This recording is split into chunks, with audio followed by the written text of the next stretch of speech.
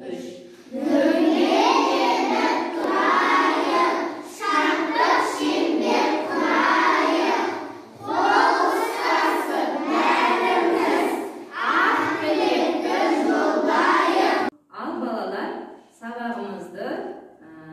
Şartlıq şеңбермен бастап жатырмыз.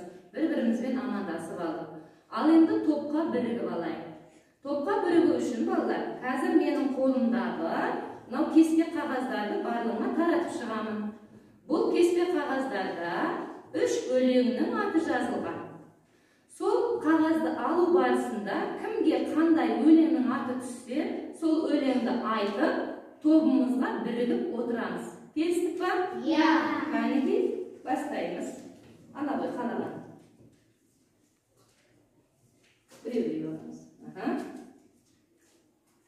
Оқып тұрамыз, дайындалып. Өлеңге дайындалып тұрамыз, тынышталып.